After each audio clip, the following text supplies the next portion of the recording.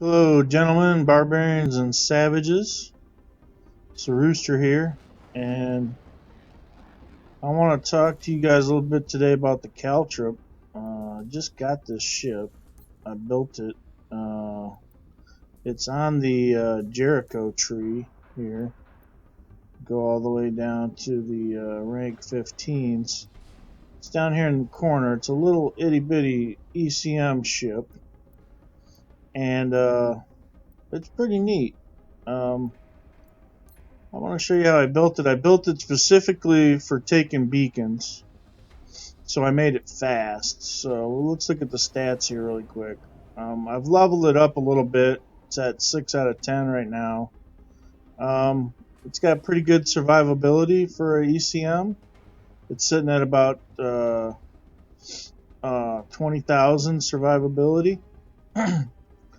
It doesn't have much energy, but if you look at the speed, it cruises around 457. And with the afterburners, it's at 586. Let me make sure I'm at my right crew.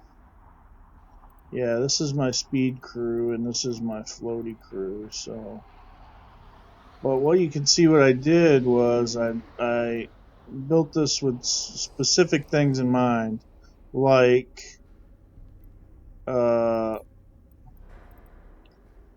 here, increasing main afterburner speed for the Caltrop. Maximum speed increase by 3% on this one. Almost a must-have.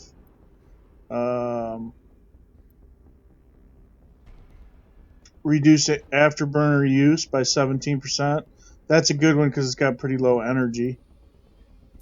And then if it falls below 50% maximum speed, it has 7% more damage. So those are some of the things, the implants that I put in to make it go a little bit faster even. It's not really powerful as far as blowing stuff up, but it is really fast and it can kill drones. So let's talk about some of the other stuff here.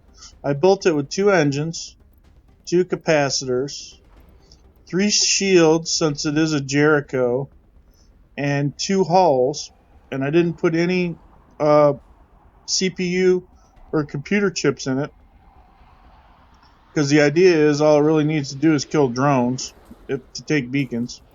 So the catalyst injector is the first thing that I got, and of course that increases the maximum speed by 7.5%. And you're going to see a lot of this stuff is speed based. The second engine component that I put in was the Inertial Stabilizer because it does 2 things. It increases your strafe speed and your acceleration by 43%. That matters a lot in when you're trying to avoid missiles, and if you do have to stop, try to avoid other people hitting you. Here I got this, increases maximum speed by 10%, again on top of the other percentage, and but it reduces capacitor volume by 16. Not really that big of a deal. And then this, of course, offsets that. This increases the capacitor and increases your regeneration speed for your energy, so you can use your afterburners a lot more. And I use afterburners on this Caltrop a lot. Adaptive shield, this is almost a must-have when you're flying fast ships. As long as you keep your speedometer or whatever set at 90% of your maximum speed, you get 39 points in all resistances to all damage. So that's pretty good because most of the time you're pretty much flying fast. And then I got an EM diffuser because when it's initially built, if you look at the EM resistance, it's 0 on the shields. So now it's up to 50, and that 50 you see is entirely due to the EM diffuser, right? Oops. So the EM diffuser gives me my 50 points of EM resistance, and if you look at EM resistance under the shields, it's only 50 points. So it would be 0 if I didn't have that on there, so it's kind of a must-have. And then, of course, this is the volume. Increases the shield volume so that you can take more hits when you're trying to get away from stuff, or even when you're fighting the drones, because you have to be able to take a couple hits from the drones.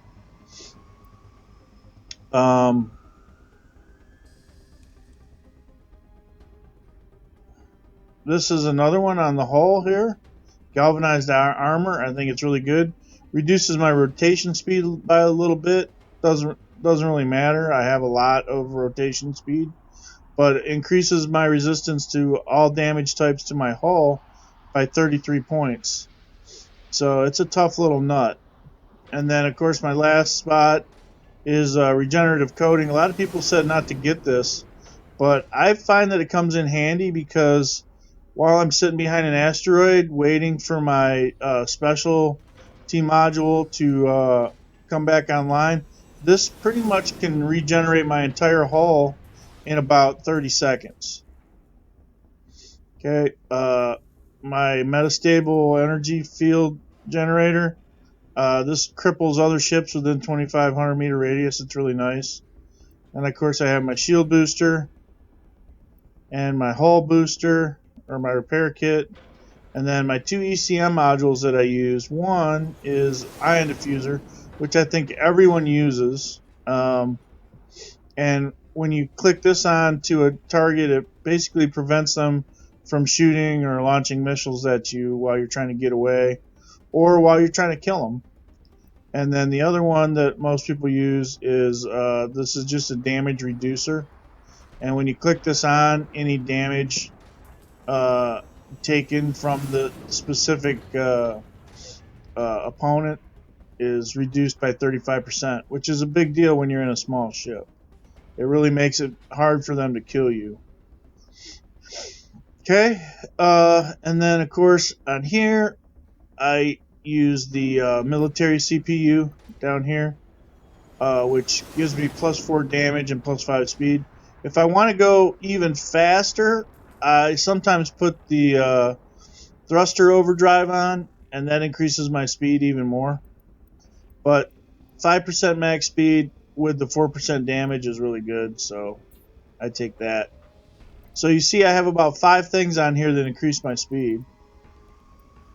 And then I use a kinetic supercharger for my weapon with an increased rate of fire. Don't really care about the spread. Like I said, you're just killing drones anyways. But the increased rate of fire gets the shots off quicker. And this weapon is, it's got a firing range of about 33, right? And my sensor range is 36. So, it fits in pretty good. They get on my sensor about 300 meters before I can shoot them, and then I can shoot them. So it's good for mid-range, and it's really good for up close. And so that's my build for the Caltrop, which, like I said before, is a ship that is on the Jericho line. It's a level 15 ship, little itty bitty sucker down here. I'm going to put another video out in a minute about flying it, but I just wanted to show everybody how I built mine, and so you can see what I did. Alright, take it easy guys. Hope you have fun killing people.